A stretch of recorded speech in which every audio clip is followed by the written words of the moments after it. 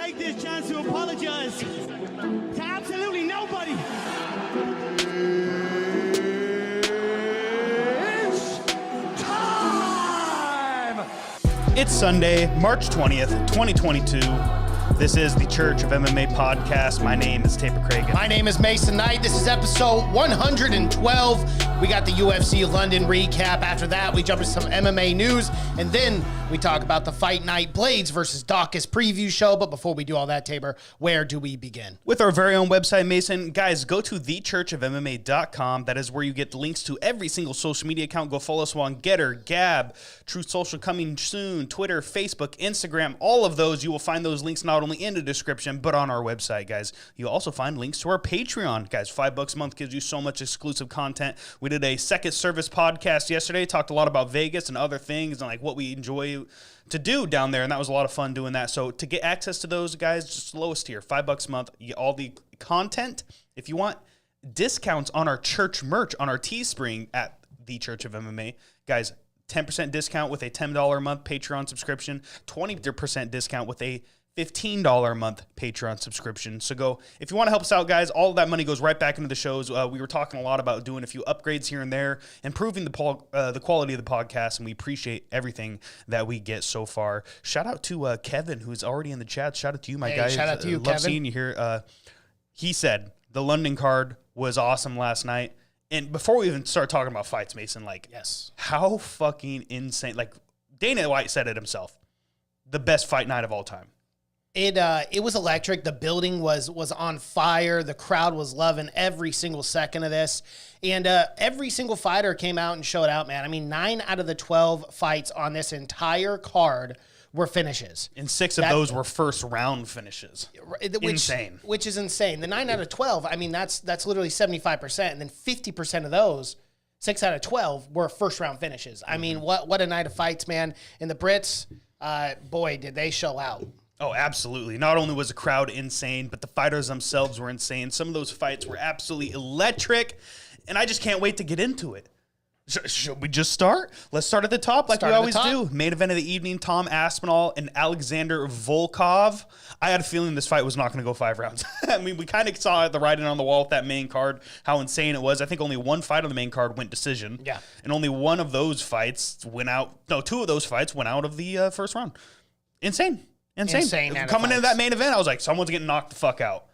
And then for Tom Aspinall to go out there and put on a masterclass performance like that, absolutely insane. It is insane. And Alexander Volkov is one of the best heavyweights in the UFC currently. He's been tried and tested throughout the course of his career. But, man, Tom Aspinall just looked better on the feet, better on the ground. He looked crisp, fast, sharp. What a performance. I mean, we only got 1 round of it, but as soon as he got Volkov on the ground, man, it was over. That arm bar was vicious. It looked like he could have broke his arm. Yeah, he might have. I mean, man. 1 or that 2 more insane. seconds. Like, you could see Volkov was in a lot of pain when he was tapping, too. There was no way you were getting out of that one. But yeah. Super impressive. Now Tom Aspinall, 12-2 in this heavyweight division, now beating Alexander Volkov, who's a top 5 guy in this heavyweight division. I mean, what do we see next? I guess top 6, technically. He's number 6 in the world. But, like, what do we see next in Tom Aspinall's future here? Because we were talking about it a little bit on the Fight Companion, a couple matchups to be made, but what one stands out to you the most? It's the call-out, man. He called out Bam Bam tied to Avasa, and that's the fight you got to make, I think. Really? It's the only one to make, in my opinion, because I love those 2 matched up. I think you'd bring that fight back to the UK. Dana White was saying last night, he goes, I don't give a fuck what I have to do. We're coming back this year. I'm gonna go home. We're gonna figure some shit out. We're gonna move some stuff around. I think I'm gonna take half the winners from tonight's card, put them back here in the UK, maybe Liverpool, Manchester, something like that, and then you take the rest of the fighters to Abu Dhabi in October. And I'm like, that's a good idea, Dana. Well, it's a great idea, especially if you could get another London card in like September. You know, that'd be perfect because these fighters are. They're really great, man. If you did a fight in Liverpool, too, you could not just bring, like, Paddy the Baddy, but also like a guy like Darren Till. Yeah. I think it would be great, and it'd be a lot of fun. And the people of London, the people of England and the UK, like, they deserve that, man, because that place was on fire. Like, you felt the energy. And luckily, we had the TV on loud enough to where we could hear the crowd over, like, the commentators the entire card, so. Yeah, it was absolutely insane. But to get back to Tom Aspinall, I think it's Bam Bam tied to Avasa. Like, I love that matchup because we talked about it a lot yesterday. Like, this heavyweight division is a little bit log jammed with the Francis Ngannou situation going on. You have John Jones in the mix, Stipe Miocic. Like, some of these guys are going to have to fight. You have Curtis Blaydes versus Kyle Daukaus literally coming up this next weekend. And now you have up-and-coming young guys that are extremely talented, like a Bam Bam Tai Tuivasa, like a Tom Aspinall. I love these matchups. I think you could literally slot Tom Aspinall up against anybody in this top 5. So I want to counteract that point because it's not that I don't like that matchup. I just think realistically, like where this heavyweight division is, I don't think it would be the smartest move. And here's my theory on the case here. Tai Tuivasa obviously just defeated Derek Lewis. He is now number 3 in the world. You've got a guy right under him fighting this weekend, Curtis Blaydes, who has lost twice to Francis Ngannou. So it will take him a while if they can negotiate with Ngannou, see what's going on with the contract. It would be bad news for Curtis Blaydes because he will not get that shot, win or lose, against Chris Daukaus. I actually prefer a guy like Tom Aspinall. I think Tai Tuivasa has now catapulted himself to the next echelon. I would really like to see him fight a number 1 contender. I mean, he's on such an impressive win streak, and to go out there and not just defeat a guy like Derek Lewis, but defeat him at his own game and knock him out. And I know that's Ty's game plan too, but you know, he was obviously the better fighter that night.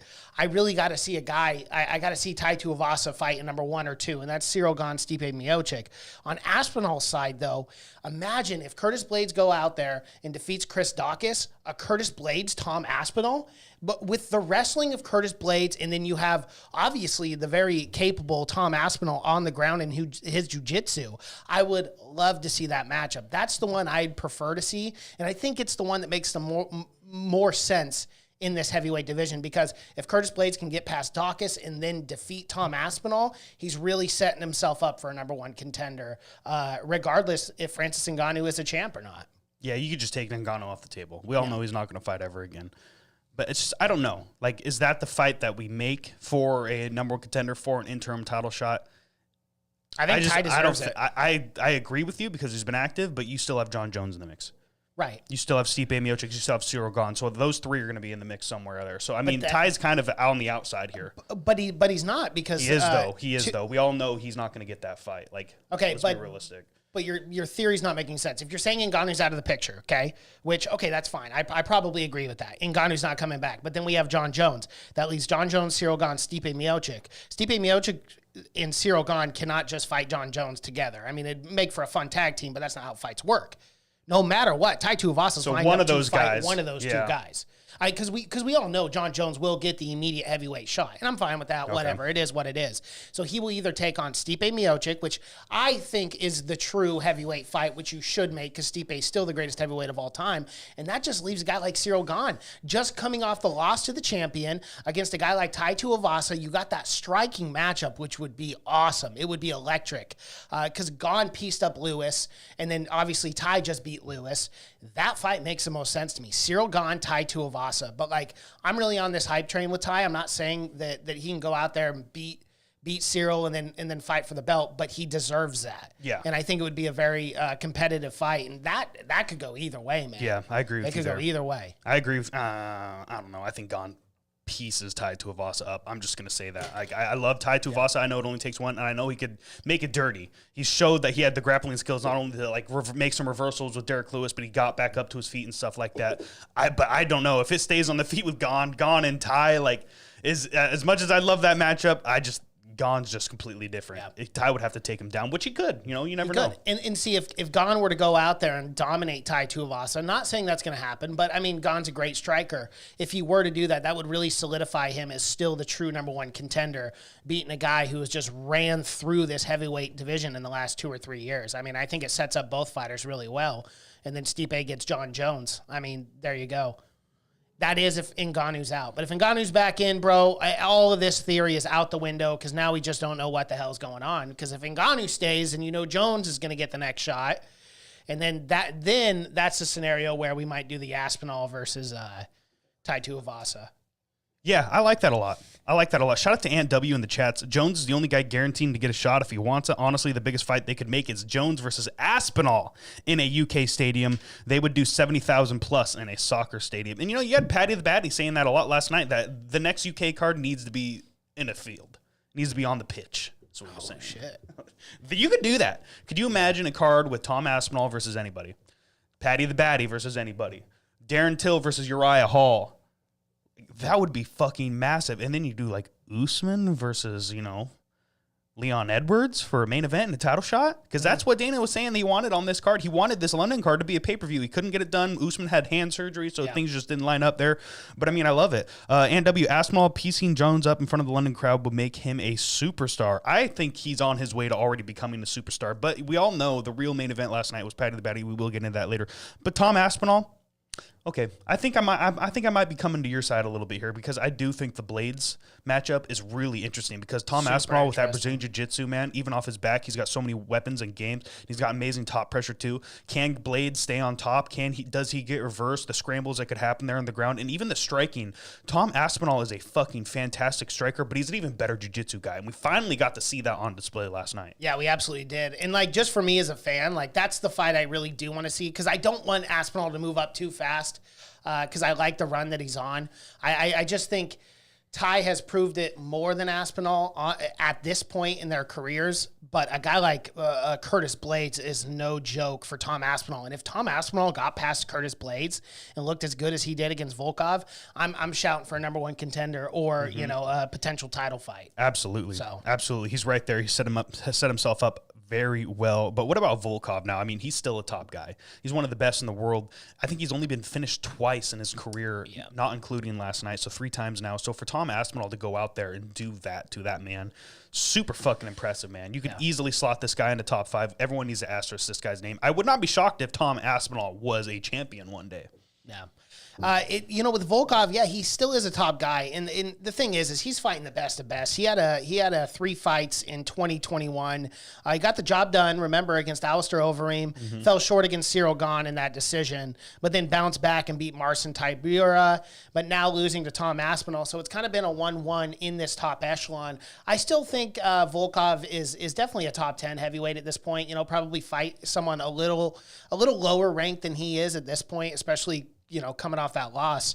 What matchups are there to make? He just fought Tybura, so that's not going to happen. Maybe the loser of Curtis Blaydes, Chris Daukaus. Oh, there you go. Augusto Sakai would be a good one, maybe. But yeah, he's a top 10 guy, but he's going to have to take a little bit of step back in this heavyweight division. Volkov, Rosenstrike, make it happen. I think Rosenstruck's got a fight, doesn't he? Oh, does he? Or did he just? He might have just fought. Never mind. There's too many fights being announced. It's hard to keep track with all of them. But either way, that main event showed out. Oh, that's right. Last Yeah, night. He is fighting Tybura. Rosenstruck's fighting Tybura April 9th. Okay. Yeah, I figured.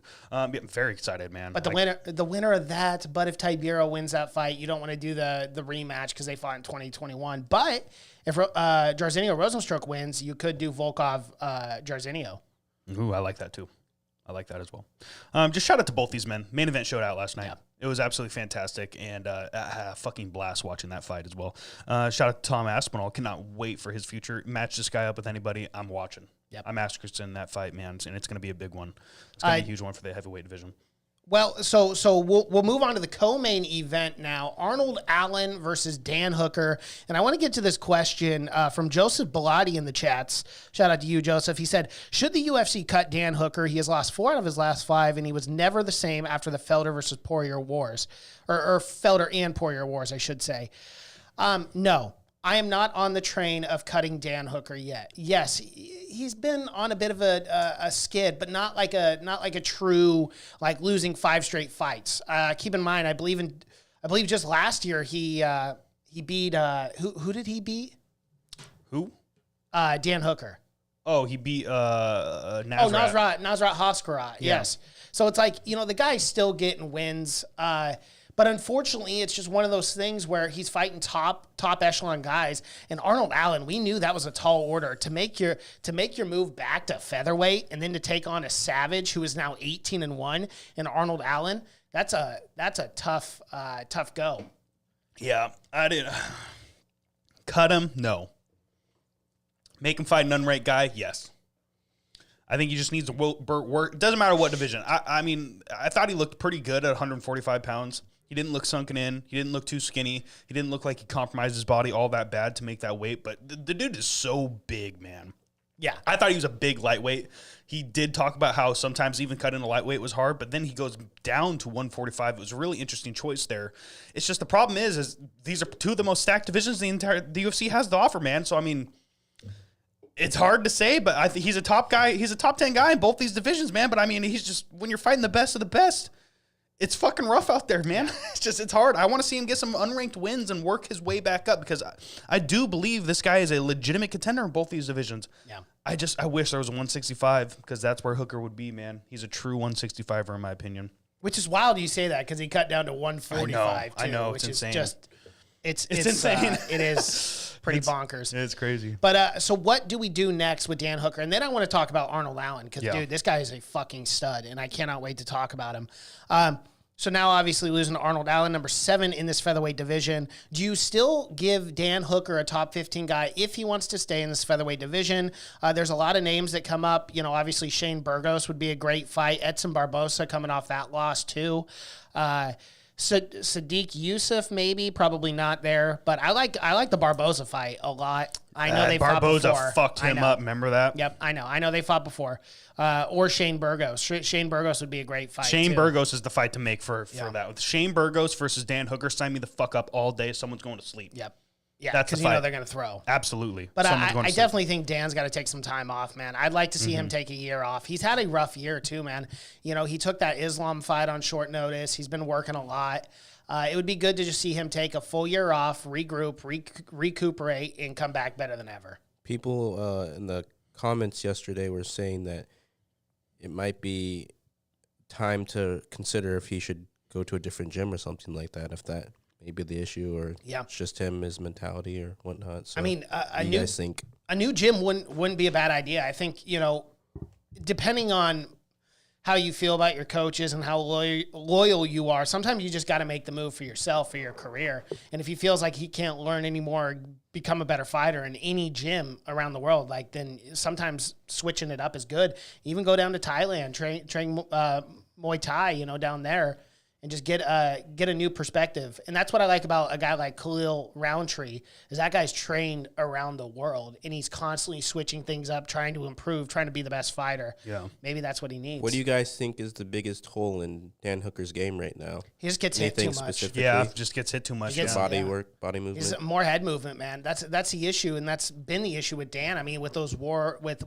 Felder and Poirier, it's just he doesn't move his head enough. He's right in the center that whole time, and yeah, he can crack and he can take a licking too, but Yeah, that it's a tough adds son up of a over bitch. time. It adds up over time, man. And shout out to you. He needs to step down. He had a lot of chances to fight elite guys, and other than that controversial decision over Felder, he has no top 5 wins. Yeah. A lot of people thought Felder won that fight. But again, I definitely don't want to shit on Dan Hooker. I love watching him fight. Like, and he's just a super cool guy, man. And I'm totally okay with him staying in the UFC. But I do agree, step down in competition is fine by me. Yeah, absolutely. And Barboza almost killed Hooker last time they fought. Can't make that again. Yeah, that was brutal to watch. That was a brutal fight.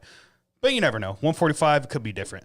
We talked enough about Dan Hooker. Let's talk about Arnold Allen because he was the fucking star of the show. I mean, dude, that fight was so wild. Guys, we are uploading our fight companion reaction of that fight because it was essentially me and Mason just going, oh, the whole fucking time. And it was amazing. I could not believe the volume and how much power. Like, these weren't like, you know, chippy little shots. Like, Arnold Allen was going for the kill the whole first round, where I'm sitting on the fight companion going, dude, this guy's going to gas. He's got to calm down. He's going to blow out his gas tank. But he just kept throwing. He kept throwing punches at 100% as hard as he could.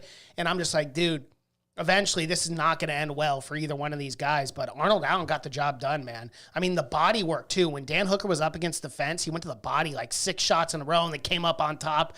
And I was just like, damn, dude, Arnold Allen is legit. This guy is so fucking good now, 18-1. You know, we've been on the Arnold Allen hype train and said he could definitely fight for a belt one day. And even now, that just solidifies it even more for me, dude. Like, what a performance that was. Yeah, I almost want to see him do that and then get out of that first round. Like, can that cardio hold up when you're exploding like that? Because we were like, man, you better be careful. You're going to gas yourself out. But it was amazing. I love the way he was working to the body. He was going up top, too. He was just mixing it up very well. And the power's there, dude. He was way smaller than Dan Hooker. It was very evident just watching those two stand next to each other. But he still put Dan Hooker away like that. What do we do with Arnold Allen next? Shout out to Joseph Bellotti. I do not like the Cater fight for Allen. They should just reschedule the Emmett fight. So he's saying Josh Emmett, Arnold Allen. Do you like that matchup? I don't know. At this point, man, like Arnold Allen has won so many fights in a row. I believe he's undefeated in the UFC. It's a 9-fight win streak right now. Which is insane. It's incredible as a featherweight to have 9 wins in a row. And like, you guys can't be talking shit about Arnold Allen. Like, he's taking on top guys too, and he's still getting the job done. Before Dan, I believe it was Sadiq Youssef in that 3-round war, and he looked phenomenal in that one. Arnold Allen deserves a top 5 guy. Top 5. I will not settle for anything less. Yes, Yair Josh Rodriguez Emmett does need a fight, but I love the Yair Rodriguez. Oh, my God. Can you imagine the striking exchanges between those two? That would be fight of the night, and that should headline this should main event not a pay-per-view, but a fight night, unquestionably. I think that's a really good matchup. I would also settle for a Calvin Kattar. Kattar looking phenomenal after the Max Holloway, and just learning so much from that fight, and then to bounce back and look as good as he did. That would also be an awesome striking war. There's a lot of really good matchups for Arnold Allen in this top 5. Oh, a lot. A lot of them. A lot. Shout out to Ant W. He says Emmett versus Allen, Ortega versus Yair, Max versus Volkanovski 3. The problem with Ortega and Yair is, does the winner of that fight immediately get a title shot It's like, I almost want these guys to fight down. You know what I'm saying? Yeah, and I'm looking stylistically as a fan. I don't know why so many people are calling the Yair Rodriguez versus Brian Ortega, because stylistically they're two completely different fighters. And yes, sometimes that makes sense, and sometimes that's fun to watch. But when you have all these other options, you could go striker versus striker and just have a phenomenal 2-round war, and then someone gets their lights out. I want to see that more for the top contenders. Now, with a guy like Max Holloway, obviously with this Chan Sung Jung Alexander Volkanovski fight that's happening April 9th for UFC 273, if Volk wins, then you do Max. But if Chan Sung Jung wins, give me Max Holloway and Brian Ortega. For the simple fact that Brian Ortega got completely outclassed in that first fight, I'd love to see how much Brian Ortega improved. And there's some history behind that, and that would be the true number 1 contender right there. I don't know. I just like that matchup better than I like Yair versus Ortega. Because, dude, Arnold Allen versus Yair, oh my God, sign me up for that, dude. That could be fight of the year. It really could be. Yeah, Joseph Bellotti. The reason why I say Emmett versus Allen is a fight to make, because they were supposed to fight in Raleigh in 2020. Yeah, and that fell through Big C, Little V. The thing is, man, is like, you got so many matchups you can make. There's so many different things you could do, and sign me up, bro. Just sign me up for all of them. I love this division. It's so fucking good. Let's get this title fight over with Zombie and Volk. No offense to Zombie. I think he loses that fight, but if he does, Ant W said, Zombie winning that fight could throw a wrench into everything, and it could log jam this up. You're right. Because you'd almost have to give that Volkanovski that respect of the immediate rematch, man. Yeah. Oh, absolutely. I mean, if Chan Sung Jung goes out there and upsets him, you got to give him the immediate rematch. It'd be crazy if you didn't. Absolutely agree. 100%. So shout out to both these men. Shout out to the featherweight division. I cannot wait for the future of this. Let's get into church coin picks, because we did not talk about that the main event either. So my main event pick, I was all in on Aspinall, and that was a total of 9,251 church coin on Aspinall. That gave me a return of 6,852. And I had 2,500 church coin on Allen, gave me a return of 2,083 church coin. Yeah, so I went all in on Aspinall, 3,658 church coin with a return of 2,709 church coin, and then I put 120 church coin on Allen with a return of 100 church coin. All right, we did not do a prop bet for last night's card, but we will do one for this weekend. Oh, yeah, we totally forgot about that. Yeah, we forgot about the prop bet. It is what it is. It is what it is. Let's move on to Paddy the Baddy Pimblett versus Carzula Vargas. Oh, my God. Okay, the crowd. They fucking love... Before I even talk about the skill set, before I even talk about the fight at all, I just want to talk about this star that is Paddy the Baddy Pimblett. This kid is electric. I don't know what, how do I put this into words? I don't know what it is, but Paddy has it. Yeah. You know what I'm saying? He has this that kid's it a factor. fucking, he's a superstar. Yeah. Superstar in the making. If not, he's already a superstar. He was saying, he's like, I could have main event tonight. It was my second UFC fight, and I could have main evented tonight. The crowd freaked out the most when I was there. And he's right, man. He's right. He's got that. I don't want to say it's Conor McGregor-esque or Israel Adesanya-esque, but I think it is. I think it's there, man. I think he has that it factor. So I definitely agree with that. I definitely agree. But I do want to pump the brakes on one aspect of this. I do agree with you on everything that you just said. Paddy the Baddy has the it factor. He has that superstar status. But you can be the most charismatic, funny individual, really cool guy. Everyone likes you. But at the end of the day, you got to go into that octagon and you have to get the W. And you have to consistently win. That's the only thing standing in the way of Paddy the Baddy becoming a megastar in the UFC. This guy has got it. He's got the striking. He's got the jiu-jitsu. He's got everything he needs. He just needs to put it all together every week. Or every time he's out there in the octagon and get the W done. And he has thus far in the UFC. I'm very excited about his career. He looked absolutely phenomenal against Vargas, man. Just really, really good. And he actually worked through some minor adversity, getting taken down in that first round, being on his back for a little bit, got up, and then took Vargas down. And that was a wrap, man. Paddy the Baddy is the real deal. And I love it. The post-fight interview, I don't know if you guys watched it. It's like ASMR, I swear. He's got a pizza. And then, Y'all and on then this Molly, pizza shit, lad. yeah, he's just doing that the whole time in the mic. And I'm like, bro, I want to listen to your interview so bad, but those noises, I can't do it. I don't know how people like it, man. I just can't wait to go back to New York, lad, and have a proper pizza with a dead partner on Bosco. Yeah. It's just, it's wild. So but funny. again, that's just who he is. Like, he's 100% authentic. And, he was born to fight. He says that, and I believe it. Like, this guy's born to fight. And, like, it's so funny because if you were to run into Paddy the Baddy on the street, like, he kind of looks, he's got that long hair, kind of got that goofiness about him, that charm. He belonged in the Beatles back Yeah, in the day. yeah, he's got that charm about him, but you would never assume that this man was a born assassin, a killer, and that's what Paddy the Baddy is. And I think that's why he's so entertaining too. It's just kind of that he looks like every other guy. He doesn't look like a top athlete or fighter, but man, he really puts it all together. Yeah, and I'm gonna read this real quick. Ant W, the UFC will protect Paddy. It ain't like the old days when they had John Jones fighting Stephen Bonner's second fight 20 years ago. Yeah, I mean, look at the Sugar Sean O'Malley effect. He could get the Sugar Sean O'Malley treatment, really get handed guys to where he shows out and builds the star even more. You never know. And W, he ducked Porras so hard in that post-fight interview. Yeah, I do want to talk about that a little bit because with a guy like Sugar Sean O'Malley or now a guy like Paddy Pimblett, I understand it. I'm starting to understand like the business model a little bit more. These guys are so young. They have so much time to develop and to continue to win. I mean, if you look at Sugar Sean O'Malley and how good that guy is at marketing himself, like his podcast is blowing up. He's a super successful guy outside of the octagon, and it's only going to gain momentum. You look at a guy like Israel Ottasanya has got 1 million subscribers on his YouTube channel. If you guys haven't, I'm not just shamelessly plugging it. Go check out his channel because it's fucking phenomenal. Like the work he puts behind it to promote himself. Paddy the Baddy, the same way, working at Barstool, building his base, building his career.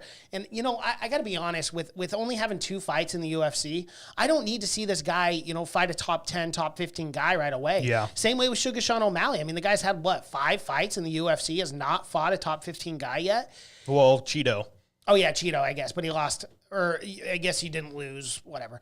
But, outside of that, I understand what they're doing. They have so much time that it's like, why rush it? Why stop that hype train? Unless you're a savage like Khamzat Chimaev and you just are like, smush, and you're I do not groomed. care. That man has been groomed for a championship Yes. off the bat, and they knew he was championship ready before he even got into the UFC. Absolutely. But it's a little bit different with these younger guys like Paddy and Sugar, and I'm fine with it, man. I just enjoy watching them fight, and I enjoy, watching their careers progress. And these are going to be guys that 10 years from now, when we're still doing this podcast and inevitably they retire, we'll be like, wow, we got to watch their whole career. We got to watch them fight, tomato cans and then moving up to the top 15. So I'm actually okay with it. I mean, how do you feel about that? Do you get upset? Or? No, I'm 100% behind that. I totally agree. I do not want to rush Paddy the Baddy. I do not want to just throw him in there. Let's just name a name. Okay, he's a huge star. We get that. He can fight anybody. We get that. But, I mean, do you really want to see Paddy the Baddy go fight Gregor Gillespie right now? Do you really want to go see Paddy the Baddy get matched up with Conor McGregor right now, or a Brad Riddell, someone like that, a Gamrot? No, I get it. I do think he'd be competitive with these guys. But, I mean, let's take our time with Paddy the Baddy. Let's groom him up good because we know the superstar that we have in our hands and how much money can be made. Dana's going to play it smart with this one, and I'm not mad. I'm just going to say that. Yeah. I'm not mad at all. And I'm not mad either. And, like, you can get other guys, too, who are, like, 22 years old. So you look at Song Yadong. This guy's fighting the elite of the elite at 22, which is insane. But, again, he doesn't have that superstar status. Yeah. And so he built his way up still. Right. Yeah. So his way of building up is going to be a lot different than Paddy or Sugar Sean because he doesn't have that giant base behind him. So his idea of it is I'm taking on top guys, and then as I move on and get better and better and start taking on the top 5, that's when I'll get name recognition. So there's a lot of paths you can go down when you're a fighter. It's not as simple as like the NFL or the NBA or MLB where you get paid hundreds of millions of dollars. These guys have to make a living outside of the octagon. So I also understand why some of these fighters want to take their career slower, build up their fan base, because at the end of the day, your subscribers do translate to some capacity to buying the pay-per-views, which means more money for you. And that's just what they're trying to do. And it's just so funny because Dana and MMA fans will talk so bad about boxing, building guys, yet they try to do the same thing to certain guys they like. Yeah, but I mean, was Vargas a tomato can, dude? Like, I'm not trying to sound disrespectful, but I don't think Vargas is a tomato can. Tapora, they might make that matchup. They had the beef. They had the squander in the hotel. There's beef built there with Tapora. Is that guy a tomato can? Like, I don't think so. There's so many high-level guys that aren't ranked that are still building their ways up. Like, we're going to get competitive matchups with Paddy the Badly. I don't think they're just going to throw him Donald the Cowboy Cerrone. I know they tried making that, and that's why I'm bringing this up. But that fight didn't happen. Yeah. They're not just going to go like, okay, go fight Donald. Go fight Joe Lozon. Go fight fucking Jim Miller. Yeah. Like, I don't think they're going to do that with Paddy. No, and I don't think so either. But I do disagree to say that wouldn't be a really good thing for Paddy's career to beat a guy like Donald Cerrone. Yes, he is older. He's lost a few times. He doesn't have that same stock that he did. But at the end of the day, like, I hate to be brass about it, but that is what the UFC does. Is they build new names off old guys, right? Yeah. If they can't get the job done, this is what propels them to the next level. But again, like, I don't really care if Paddy fights Donald or not, but I wouldn't be mad at it just because it makes sense for Paddy's future. If Paddy gets 3 unranked wins, then, if he beats Tapora, if they make that matchup, shout out to Joseph Bellotti. I know he's undersized for lightweight, but Tapora looks so much healthier and he should stay at lightweight. And he fought a huge lightweight in High Herbert, man. Yeah, he did. That guy's huge, 6'1". Yeah. Or Jai Herbert. Jai Herbert, yeah. I fucked that up. But, yeah, dude, and he looked fantastic. I love that matchup. I think that's who you make next with Paddy. You already have the animosity there. You already have this. He calls him hand sanitizer boy. And you could say he ducked him because he's saying, oh, a lion doesn't bother himself with the opinions of sheep, Mike. Homoscausa, Mike, and all that kind of shit. Like, oh, lad, drinking game, guys. If every time Paddy the Baddy says lad in any of his interviews, you have to take a shot. You will die in the first 30 seconds. But, yeah. I mean, shout out to NW. I know I wouldn't have a problem with it if he was a young prospect, but he's literally 27. At that age, you should be ready to go. Let's get him one more fight. And then let's see what happens from there. Also at 27, the prime of fighter's career typically is in the 30 to 32 range. And so that's why, building him up for another year or two, I don't have a problem with. If this guy was like 33 or 34 in the prime of his career, it's like, hey, you got to make a move. But 27, I mean, you could get him 2, maybe 3 more fights by the time he's 29. And then, by then he's fighting top 10 guys at 29 years old, which is still very, very young. You've got a big career after that. You got another 6-7 years at least. So I am okay with the whole building, man. Yeah. I really am. Yeah. I don't know why. Maybe I'm just being super sweet today. It is what it is. It is what it is. But yeah, Tapora matchup. Do that, please. I want to see those two go to war. I want to see how Tapora can handle the jiu-jitsu because we all know Paddy the Baddy can strike, but his jiu-jitsu is the base he builds his career off. He has so many submission victories. He has so many weapons. And, they were saying it when Vargas was on top. Bisping was like, Vargas has got to be careful, man, because Paddy is dangerous here, and it is only a matter of time before Paddy gets up to his feet or finds a way to reverse this position, and he did, and he went and took his back, immediately got the submission. Shout out to Paddy, the Baddy, Pimblett. The crowd was going absolutely nuts. Let's get into Church Coin picks. I went all in on Paddy at the time because we were kind of doing this like Vegas style, like we were adding all our money up as we were going. That was fun doing that, but I had 6,197 church coin on Paddy the Baddy, and he came in at a minus 650 or something crazy like that. Like, oh my goodness, he was a huge heavy favorite. So it only gave me a return of 953 church coin, but I take it. I made a massive bet on Paddy the Baddy. I put 100 church coin on him because I had gone all in on the other, so I didn't have much. And I got a massive return of 16 church coin. Let's go. But Paddy, you were in my parlay, so. Yeah, let's go. Let's move on to the next fight. Gunnar Nelson versus Takashi Shadow. I'm not going to say too much about this fight other than Gunnar Nelson just dominated, man. He took his back and just beat the shit out of him. 10-8 on all three judges' scorecards for one of those rounds. It was so dominant. It was actually the only fight on the card that we didn't really like focus in on, laser focus. We were talking about other things just because you could see it. It was Gunnar Nelson all day on the match, just completely dominating Sato, and it is what it is. It is what it is. You know? Yeah, I like Gunnar Nelson a lot. He took a 3-year break. Everyone was wondering if he was going to have ring rust or not. He looked fantastic, dude. He looked absolutely fantastic. Just old school Gunnar Nelson, going to take you down, smash you, bro. And I'm surprised he was working for those submissions, just never came. The opportunity did not show itself. But honestly, man, if you got someone's back in the body triangle like that and you're just smashing them in the back of the head the whole time, like, I get it. And Sato was never like in danger of being finished there, but like, do you guys just want to keep watching that man get smashed like that the whole time? Like maybe like throw in the towel because he's doing nothing, or he fucking stopped the fight just to save the guy a little bit of damage. Like he was just eating shots, bro. And it wasn't like hard to watch or anything. We've seen a lot more egregious stuff. But so with the 3-year layoff of Gunnar Nelson in this welterweight division, I mean, what do you see next for him? Do you think we give Gunnar Nelson a top 15 guy here? He was a top guy before he left. So before they took him out of the rankings. I wouldn't mind like a Santiago Ponzinibbio fight. I don't think that would be bad. Shavkat Rakhmonov, even Li Jingliang coming off that loss to Khamzat Chimaev would also be a really good fight. But again, stylistically, I would like to see a really good wrestler, a really good jiu-jitsu practitioner. Chiesa, why not? Give Chiesa an unranked matchup because Chiesa's on that skid. Oh, yeah. I like that a lot. Let's do jiu-jitsu? Gunnar Nelson, Michael Chiesa. Yeah, why not? You can throw him right in there, I think. I mean, if you want to give him an unranked guy, fine. That's fine. Build his way back up. But, I mean, literally, if you want to do that, one more. Oh, yeah. Because he's a top guy. We all know Gunnar Nelson has the skill set. But, dude, stylistically, that's such a fun fight. Yeah, it's a Can you fun imagine fight. the grappling exchanges there? Give me Chiesa on that skid against Gunnar Nelson. That'd be so much fun. Yeah. Let's go into a church coin picks. I think we both took Nelson. I put the minimum bet on him, so I had a 100 church coin on Gunnar Nelson, gave me a return of 18 church coin. Wow, powerful. I put 500 on Nelson, meant to put 550, but only put 500 like a Jamuk, and I got 90 church coin in return. All right. Meatball Molly McCann versus Luna Carolina. Oh, my God. So before we get to the knockout, which was insane, was absolutely insane. Bro. Meatball was showing fucking out masterclass performance, beating Carolina the fuck up the entire time. And then in the third round to set up that spinning elbow knockout. Vicious. Most vicious knockout of the night, easily. One of the most vicious knockouts I've ever seen, dude. The way that chick hit the fucking mat and was gone. Eyes in the back of her head. Soul was soulless. That was a dead body there for at least a few seconds. She went to the Chateau Renaud. Yeah. That's what Paddy was saying, and she did, man. I don't know what sort of demons and goblins she saw, but man, that was not pretty.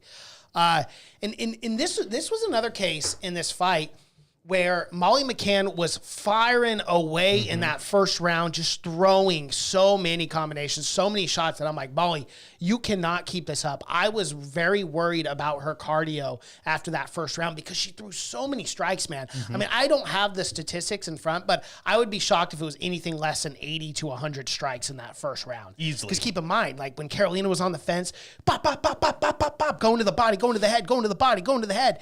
And I was just like, girl, you like seriously, cardio-wise, you're not going to be able to complete this fight. She proved me wrong, man. Her cardio was top-notch. She looked really good. There was a bit of a lull in that second round, but, dude, that third round, that was so wild. She timed that elbow, and you could see it in slow-mo, too, when they showed the replay. She was waiting, and then just exploded, landed that elbow perfectly. Carolina didn't see it coming, dude. She got hit by a fucking truck. Yeah. By a truck. Vicious, dude. And just dropped out on the mat, out cold, hand sprawled and everything. It was phenomenal. And to see Molly's reaction after the fact, she was so hyped, dude. Running around the octagon, jumping up on the fence. She went out into the crowd and grabbed someone had a belt. Someone had a belt, which she's in London, She's so I freaking out. get It's it, hype. and like I don't have a problem with it because like what a performance, what a knockout too for women's flyweight. That's one of the greatest knockouts of all time, if not the greatest. Well, you have the Shevchenko head kick too. Yes. So I mean, yeah, that's very it's up true. there though. That almost might be it's more up. impressive. I almost think the spinning elbow was more impressive. We do have obviously. I'm not cutting the women's division short at all. We have phenomenal knockouts, but in recency bias is a bitch. But dude, this knockout was just the timing of it and how perfectly it landed. And then obviously Carolina, her eyes rolling back into her head. Like you don't see those kind of knockouts in flyweight very often. Mm-hmm. We do see them, but not very often, man. And I was just thoroughly impressed with Molly McCann, dude. She showed up in her home country, and it was cool to see. Can we get Meatball a top 15 matchup, please? That's what I want. Top 15, Why not? Yeah, Macy after that- Barber? That's the fucking fight right there. I don't think Macy Barber's top 15 anymore. Yep, for number 14 right now in the world, and looking at the rankings right now. So that's the fight. Oh, 14. okay. Why not? Let's get Meatball Molly a chance. Let's get Macy go out there and get an unranked victory. I do believe Macy's last victory was over Miranda Maverick. Yes. And Which was I thought controversial that, as she did fuck. not win that Yeah. fight, in my opinion. But let's get Macy Barber Meatball. I think that's a great matchup. Those girls are going to go in and throw, dude. Yeah. And I love it. So I say do that fight. Let's get Meatball a top 15 matchup. I think she deserves it. Shout out to her for that fucking crazy knockout. Knockout of the night for sure. Definitely got a bonus on that one. yeah, absolutely. Aunt W, one of the best female KOs ever. Should Molly get a top 15 next? Joseph, yes. Molly should get a fight with Antonina Shevchenko. I don't think Antonina's ranked, so you know what? You could do that too. Yeah, you could. That's a great matchup there, Ant. I love that one as well. Why not? You knock her out, Valentina's going to be pissed. So you better be careful, all right? That's all I Yeah, gotta dude, say. you do not want to piss off the champ, dude. The scariest woman on planet Earth. Joseph, should the UFC cut Carolina? No, that was just a bad matchup with her, man. NW beat down her sister, call out Valentina. Women's 125 really needs a hype matchup. Even if Molly isn't the biggest challenger, at least it would be good to build up. Okay. Yeah. Yeah, I think she still does have time to develop. She's only on a 2-fight win streak after defeating Carolina, and give her some more time. I don't want to throw her to the wolves, especially not one Valentina Shevchenko. But no, I definitely think a top 15 is warranted. I want to see Molly. Macy Barber's a great matchup. I like that one, Tabor. Let's do it. All right, let's move on to the next fight. Church coin. I put 250 on Carolina. Did not come through for me. I put 1,000 church coin on Molly McCann and got a return of 714 church coin.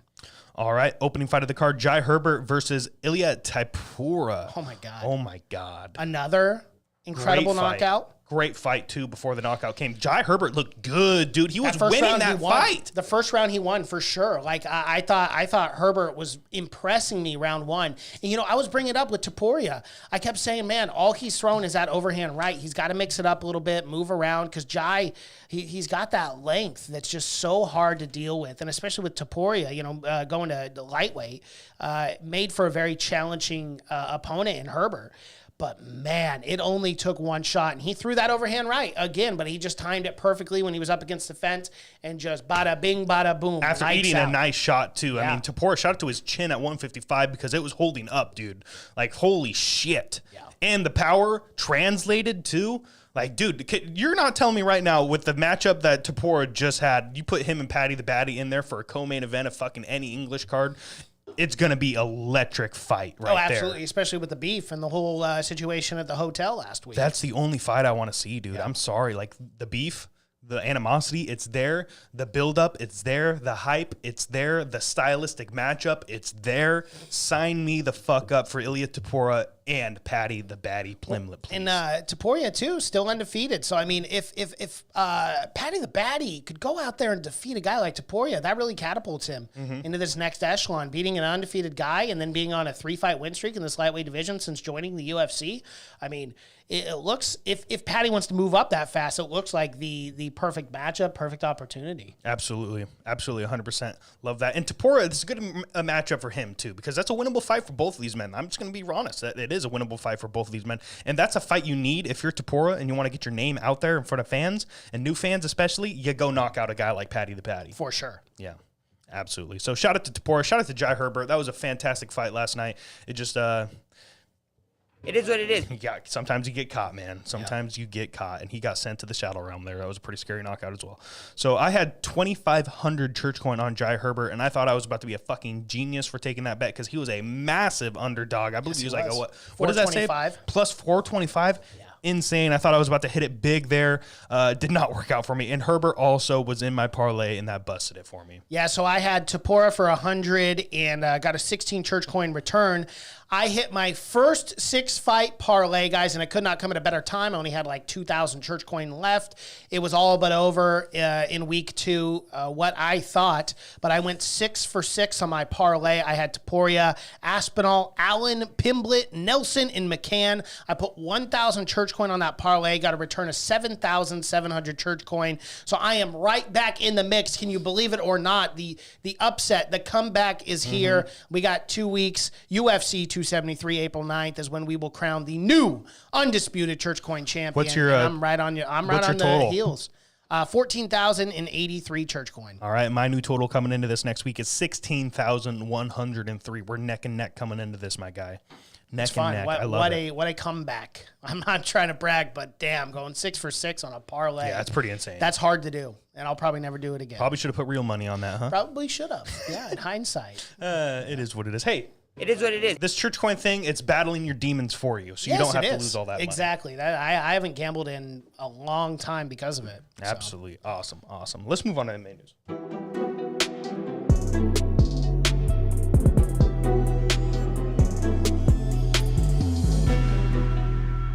So, we get another, I need a hero. I need a hero to This isn't the first time that we got a hero. And maybe Kevin Holland should just be the vigilante we all need. Dude, he's modern day Batman, bro. Dude. Are you fucking kidding me? Do you hear this story? He stopped a gunman that was opening fire in a restaurant in Houston. And he and a buddy probably trains with him. They're probably both, killers themselves. Fucking went and took this man down, neutralized the threat, and waited for police to show up. This is the second time in a couple months Kevin Holland's done something like this. The guy's either in the wrong place at the wrong time or the right place at the right time. I'm not quite sure. If I had as many scary experiences as Kevin Holland has had of just living his life and just enjoying a meal somewhere and some crazy asshole walks in with a gun, that is terrifying. And then just a few months ago, there was a hot pursuit or whatever, and he helped and assisted in an arrest of some other criminal. And it's just like, dude, this guy is Batman. He really is. Like, he's got to change his name to something, some sort of superhero, because it's wild how many times that he's in these situations. But yeah, save the world again. Shout out to you, Kevin Holland. Shout out to Kevin Holland. Not only is he taking down bad guys stealing old ladies' purses, but now he's taking down active shooters. What's next? Is he going to stop a fucking suicide bomber from blowing something up or some shit? Like, this man, the CIA needs to be in contact with Kevin Holland because he seems like the perfect superhero, like secret agent guy right now. Absolutely. Absolutely. Shout out to Kevin Holland. Shout out to you for being a stand-up guy as always. Does this help you at all, Devin, like Kevin Holland more? I never hated the guy. What are you talking about? No. You do troll him a little bit. Well, no, you guys are just on this big hype train. I'm like, yeah, he's cool, but just like chill. Like, after you talk that much shit and then you get dominated multiple times in a row, it's like, let's just pump the brakes just a little bit. Okay. I mean, I hate the guy. Oh. Okay. Yeah. Come on. It is what it is. Trying to start shit, Mason? Or? Yeah, I'm trying to get you beat we got up by Kevin Holland here on the phone right now. Kevin, hey, you want to talk some shit? in. Yeah, so Devin doesn't him like the same thing I told you? Shout out to Kevin Holland. Let's move on to other MMA. Oh, shout out to Ant W. Kevin Holland out here doing side missions. It's so true. He's leveling up. All right, let's move on to other MMA news. We got news. I believe this wasn't this last week, but it was the week before, but we haven't talked about it yet. So Kayla Harrison did finally sign her contract with the PFL. Yeah. The situation that was happening there, they hit a standstill with the PFL, and then apparently the PFL matched Bellator's offer. Yeah. And then Kayla Harrison essentially had the choice between the two. And she chose the PFL. So I mean, no disrespect in this, but I have to do it. I'm going to play this devil's advocate. I get why she did it. The money speaks, the $1 million paycheck at the end of the day. But I'm sorry, you're fighting cans. You're fighting nobodies. And then you're still out there talking shit about, like, come on, Chris, let's make this happen. Like, bitch, you just signed with PFL. Yeah. Like, you're not going to fight Chris Cyborg. You're going to go fight these girls that nobody knows at 155 pounds. You're going to win your money. And I hate to say it like this, but a lot of people are saying she took the easy route. Well, I agree. I actually agree, and I love Kayla Harrison. This really bums me to say this, but just everything that went down. You know, obviously, if Bellator makes you an offer and then PFL matches that offer, I understand. At the end of the day, you're talking about $1 million. So do you care more about legacy or do you care more about a paycheck? If Kayla Harrison cares more about a paycheck, then I totally understand. Make your money, be a boss bitch, and beat the shit out of all these women in the PFL, and I have all the respect for you. However, the only issue that I have with this, okay, I have no problem with a fighter wanting to make money. That makes sense to me, and more respect to her. However, there is an issue when you continue to call out Chris Cyborg, when you call out Amanda Nunes, when you call out Juliana Pena, and you say that you really want to fight them. And Bellator makes you a pretty good offer, pretty damn good offer if PFL matched it. And you could have taken that money. You could have got championship money. You would have got an immediate shot against Chris Cyborg, probably at 145 featherweight. You know, the stars would have aligned for her to make a lot of money in Bellator too. And it's just surprising to me to hear that Kayla Harrison ended up re-signing with the PFL. And I love Kayla. I really do. And like, I wish her the best, and I know she'll go out and win another $1 million. But there's got to be some time in her career where she's got to make the move to either Bellator or UFC at some point. At some point. But I don't know if it's going to happen. She's already like in the prime of her career right now. I don't know how long this deal's going to last, but it's got to be multi-year. Like, is Cyborg going to even be around in 3 years, 2 years? Yeah. Is Amanda Nunes going to be around in 3 years, 2 years? No one knows. So these fights might never happen. We could have been looking at these like, oh, it's just another fucking what's his name, Fedor situation where we never got to see Fedor fight the true best of the best in their division. I don't know if I necessarily agree with this, but I'm just going to say it out there as speculation. Okay, maybe Kayla Harrison is waiting out fighters like Chris Cyborg, like Amanda Nunes, Juliana Pena, though Juliana Pena is younger and will probably be in the UFC for a while longer. But with these girls, maybe she is waiting them out, and then when she makes all of her money in the PFL, she can transition to one of those two organizations and know for a fact that she will immediately become champ. And I'm sure the weight cut might have been a major factor in this decision as well. Having to cut that extra 10 pounds to 145 pounds, because I don't know if Bellator would have made a 155 for her. No, it definitely would have been featherweight. Same with the UFC. Yeah, so so that probably had a lot to do with it too, and I understand that. You want to fight at your natural weight class. You want to be healthy going into fights. You don't want to have to kill yourself. You don't want to have to be dehydrated. So in that aspect, I understand. Plus, you have the aspect if she did sign, let's just say she signed with the UFC, who's she going to fight? Like who?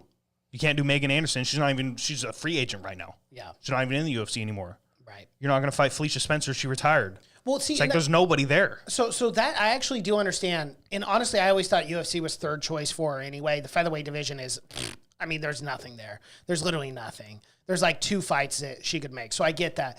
But Bellator, I mean, you have Chris Cyborg and you have these girls. I think the featherweight division's better in the Bellator than it is the UFC.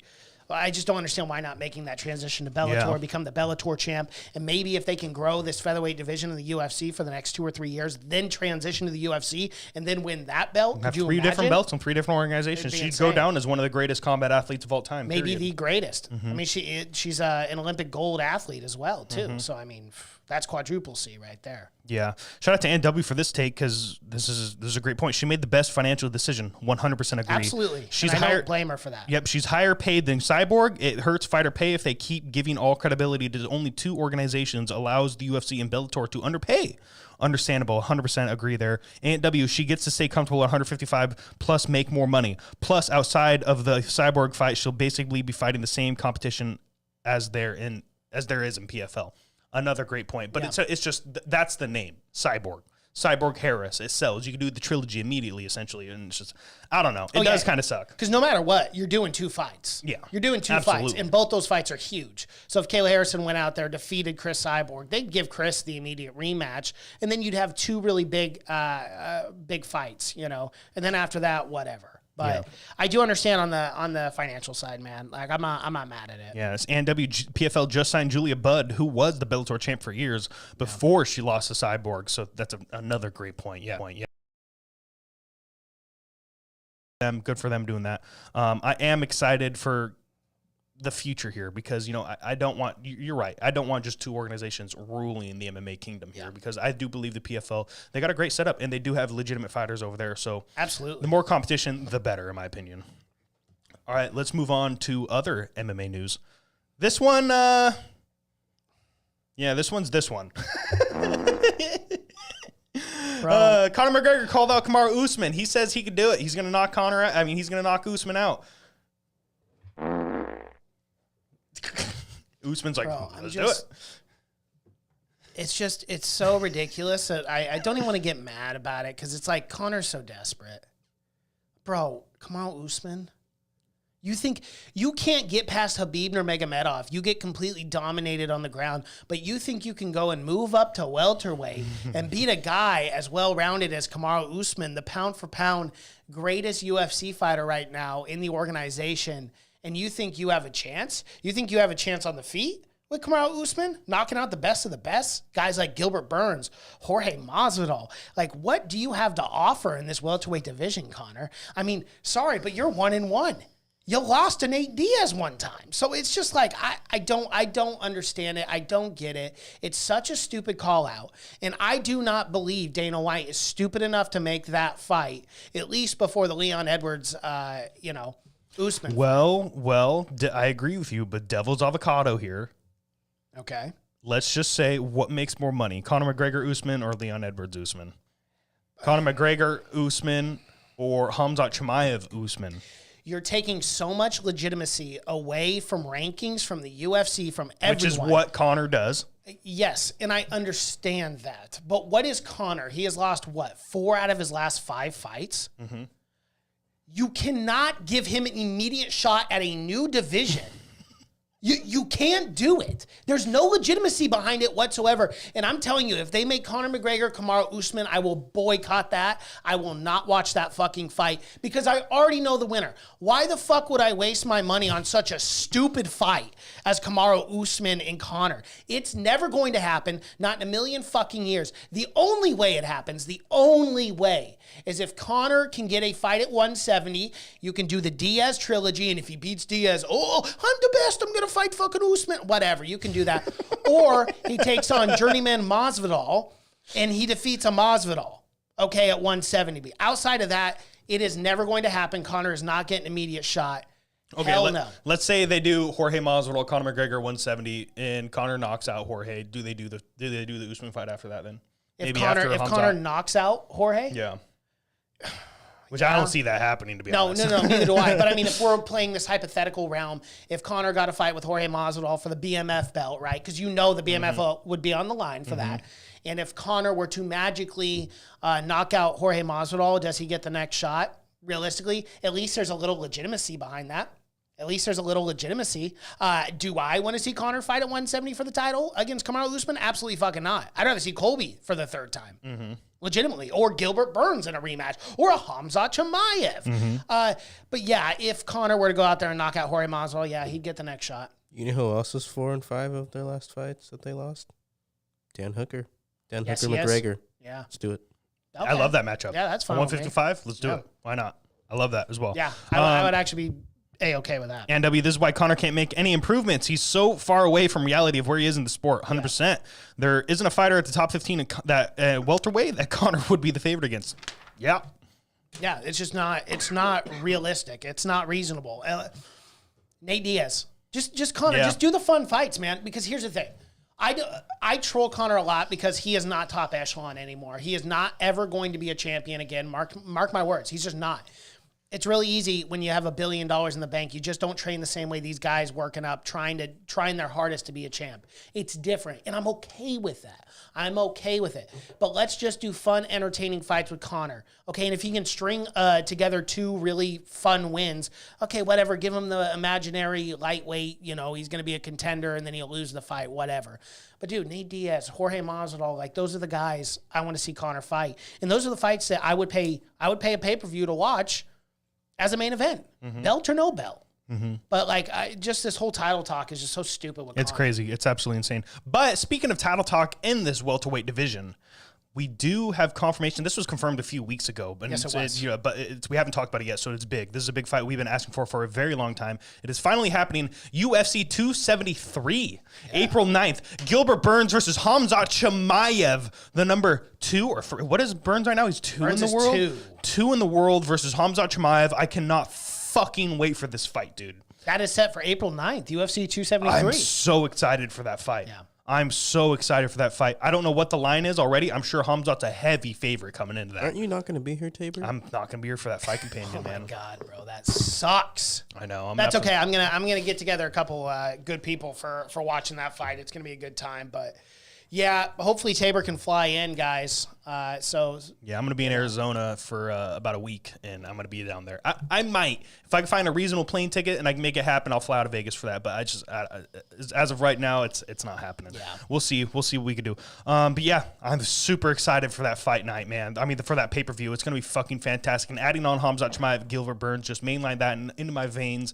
I cannot wait to see what Khamzat Chimaev can do against the Brazilian Jiu-Jitsu world champion phenom of Gilbert Burns. Can Gilbert Burns get out from underneath that crushing top pressure? Can they compete on the feet equally? Because Gilbert Burns is a fantastic striker as well, has knockout punch power at 170 pounds and at 155 where he was. Now you got Khamzat Chimaev, no one punch knockout power, and the complete savage wrestler that he is.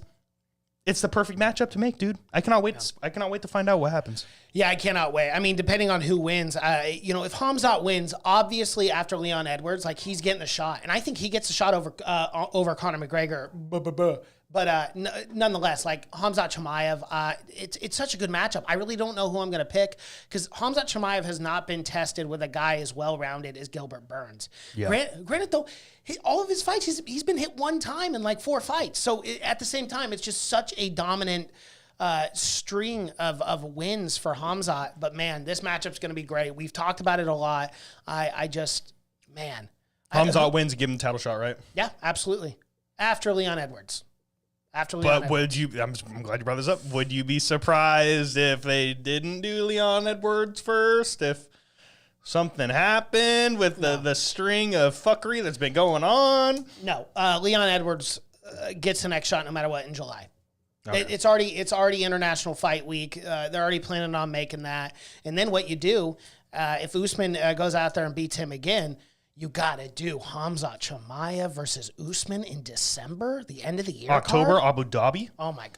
Duh. Yeah. Oh my God, there you go. There it is. Kamar Usman. Yep. Khamzat Chimaev in October. Yeah, absolutely. Let's do it. Sign me the fuck up right now. I want it. I want it right now. And I think Ramadan's done in October. Mm-hmm. October or November is typically when Habib would fight. So yeah, I think it would be done by then. Let's do it. It'd be awesome. Make it happen, UFC. It's a preview show time.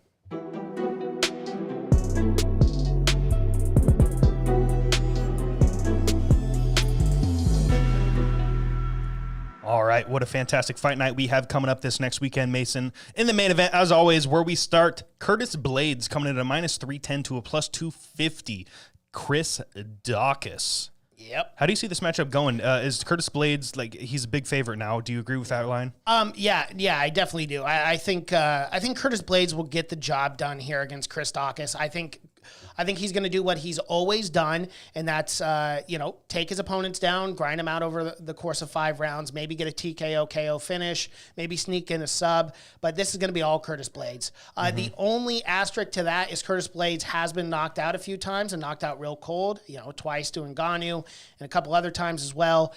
So if Chris Daukaus can catch him, it's definitely possible he can knock him out, but he's got to catch him before Curtis Blaydes takes him down, because Curtis will definitely implement that ground game and will dominate, in my opinion. And I actually like the line here to -310 to a +250 in Chris Daukaus. I think it makes sense. So would you be shocked if Curtis went out there and knocked out Chris Daukaus, though? Because, I mean, he has done that, where we've seen matchups with him where he goes out there and, like, he's just going to take him down and shoot immediately, and then he goes out there and outstrikes the guy. So that, I think, is a good matchup for Curtis Blaydes. I think he could win everywhere. I just think he's the better fighter. He is a top 5 guy in this heavyweight division, and he's got, if he's struggling on the feet, he's got crushing wrestling there. So It is what it is. I agree with you. I do like this line at minus 310. I will be taking Blaydes in this fight. I'm going to be putting 3,500 church coin on him. I would like to put more, but a minus 310, even though I do believe he's the most lock-in pick on this card, it just, I'm just going to do the 3,500. I'm going to take my easy 1,000 church coin here. Yeah. But to get into my prop bet, I'm actually taking Curtis Blaydes by KO TKO. I would not be surprised if he goes on the ground and starts raining down heavy shots on Chris Daukaus and gets the finish, boys. Yeah, I'm on the same opinion here. Chris Daukaus was knocked out in his last fight against Derek Lewis, that round 1 in late December, that card there.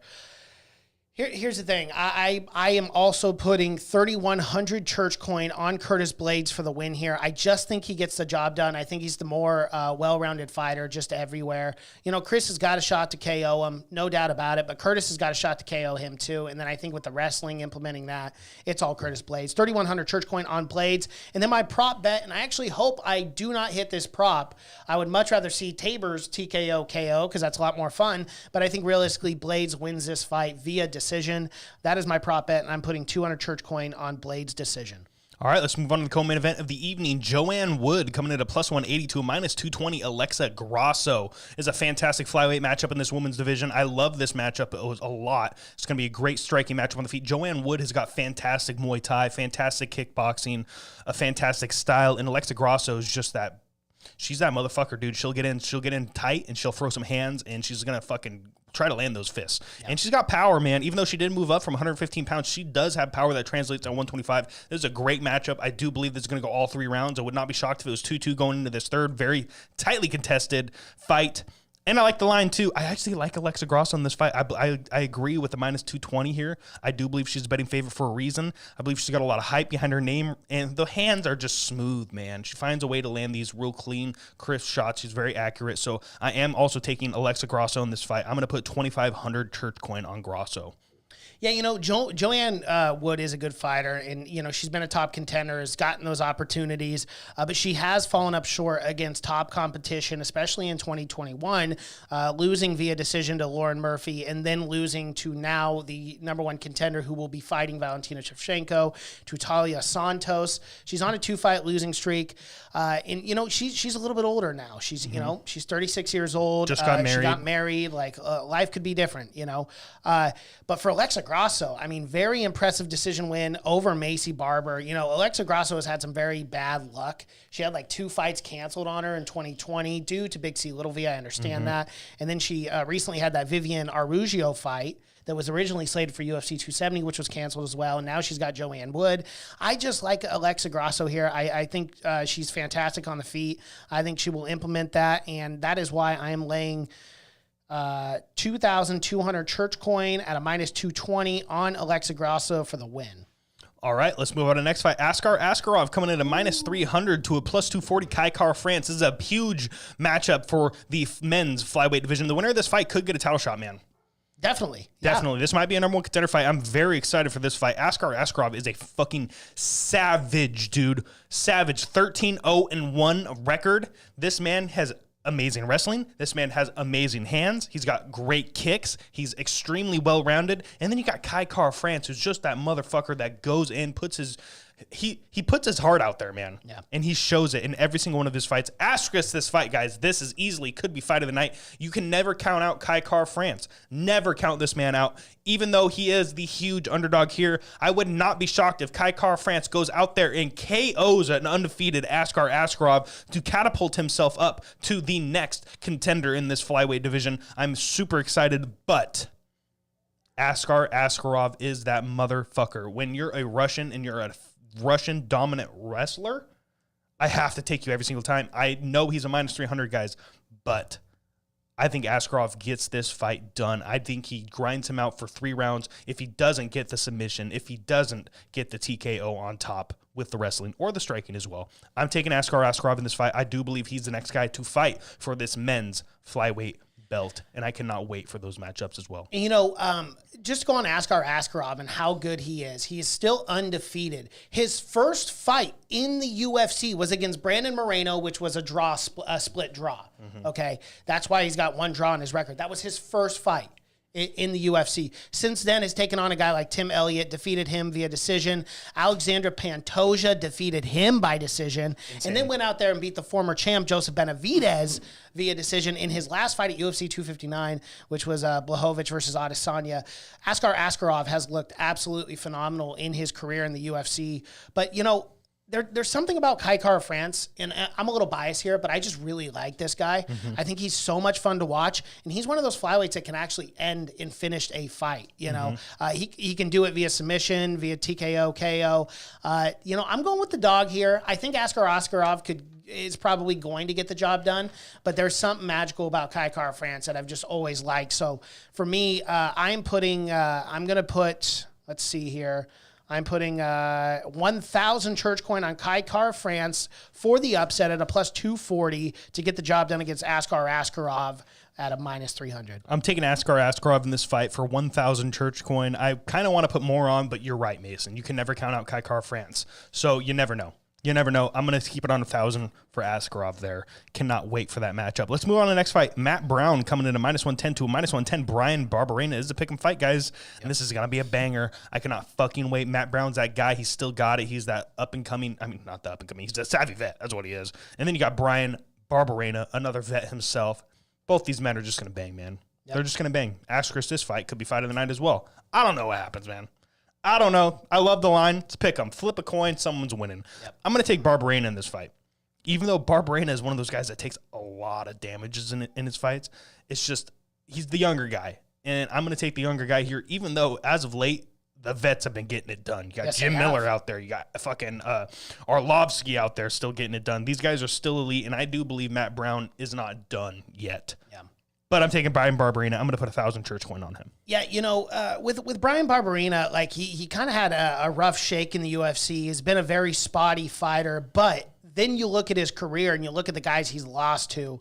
You know, December 17, 2016, lost to Colby Covington, got a win, and then fought Leon Edwards, lost that via decision, beat Jake Ellensberger, but then lost to Vicente Luque and Randy Brown. So those are top echelon guys right now in this division, but it's a very spotty back and forth, but he has so much experience. But on the side of Matt Brown, too, now 41 years old, has had almost 50 professional MMA fights, had a really impressive win. That knockout against Diego Lima, his last time out, was phenomenal. And you know what? You guys know how I am. I got a little bias towards a lot of these vets. I love Matt Brown. I love the fact that he's 41, still fighting, still getting the job done, still knocking people out at 41. Absolutely fucking crazy. So for me, I know it's a pick 'em, but I got to go with Matt Brown, the savvy vet here as well. And I'm going to put 500 church coin on Matt Brown for the win.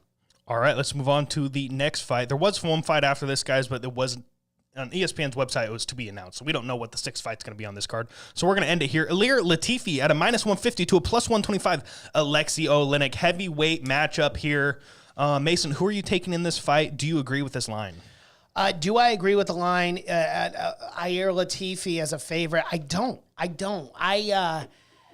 Alexei Oleinik's grappling and wrestling is just so good. And Ilir Latifi, he's got a problem with a little bit with his cardio and then obviously working off his back quite a bit.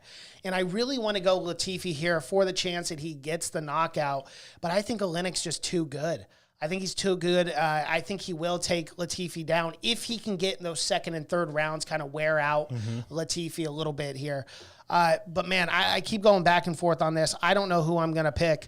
But I think now that I'm talking about it, I got to go with Oleinik instead of Latifi. I initially bet on Latifi, but I'm going to go Oleinik here. I think he gets the job done via decision, and I'm going to lay 500 church coin on Oleinik for the win. All right, I'm also taking Oleinik in this fight. I do believe he is the better grappler. I do believe he's the better submission artist, and that's like he's the boa constrictor, dude. And I know he's 500 years old and he has 900 fights, but I mean, it doesn't matter. This guy is a fucking legitimate guy in this division, and Latifi, like, unfortunately, I think this is a bad matchup. I think he gets taken down. I think he gets submitted. So I'm putting 1,000 church coin on Alexei Oleinik. Let's get into our parlays, Mason. This week, I am taking a 3-fight parlay. I'm going to do Blaydes, Grasso, and Askarov for 750 church coin. I know they're all favorites. and some of them are big favorites. So I don't think it's going to be the biggest return, but I do believe those are the most locked-in fights. I did have Oleinik in here as well at the plus 125. I might throw him back in before the fights happen. We'll see. I reserve the opportunity to change my pick there, but that fight's a toss-up, in my opinion. You never know. Latifi could land something and knock Oleinik out. Yep, Oleinik definitely. hasn't had the best chin as of late, but it just depends. I like those 3 fights for sure. That will be my parlay as of right now. Blaydes, Grasso, or Askarov, 750. So your and my parlay is pretty similar. I also have Blaydes and Grasso, but with 2 very heavy favorites in a parlay, I kind of want to throw in an underdog here, and I think he's got a chance to beat Askarov, even though Askarov has looked phenomenal. But again, a little bias here with Kaikar France. I really like the guy. So I'm going Blaydes, Grasso, France for 500 church coin. All right. Another one, Mason. Another one. Absolutely fantastic episode. An absolutely fantastic fight night it was last night. Yes, and it I love was. those early cards, man. I like being able to go home at 4 p.m. Yeah, and then 5 being able to p.m. do a second service and not having it be, midnight, 1 in the morning. Yeah, it's It's nice. really nice. It was nice. I had a lot of fun doing that fight. Guys, like Mason said, we did a new second service last night. It is up on our Patreon. You have to be a Patreon member to get that link to listen to it. It is audio only, but it's a fantastic time. We had a lot of fun doing that one. So go check us out there. Mason, you are also, you have the Have You Seen It podcast. What is up next for you there? So, Have You Seen a podcast? We're doing an A24 film, a horror film called X. We're reviewing that this week. We're also reviewing Kimmy on HBO Max. You guys can go check out. And then After Yang, which is another A24 film starring Colin Farrell, the very talented Colin Farrell. So we'll be reviewing those this week. And then a lot of trailer reactions. We got the Kenobi series on Disney+. We'll be reacting to that. There's a bunch of other ones. And then go check out Knight's Book Club as well, a new podcast dropping March 28th. We'll be reviewing a book a week. Me and my sister do that. We'll be starting off with A Silent Patient, Alex Michaelides' debut novel. It was a pretty good thriller mystery. So go and check that out as well. Are you enjoying the books, the audio I love books? them. I absolutely love them. I'm not listening to 10 hours a day of politics, and I'm actually happier because, I just listen to books all day, and, I don't have to worry about nothing. Because, when you listen to that stuff just all day, it can affect your mood, and you don't even notice it.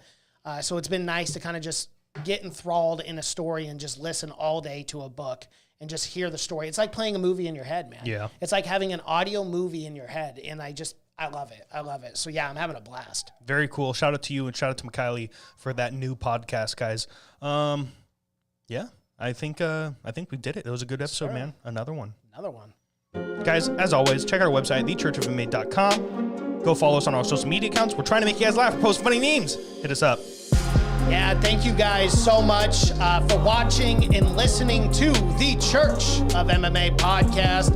My name is Mason Knight. That is Tabor Craig and Devin hitting the 1s and 2s. Thank you so much. And until next time. Peace.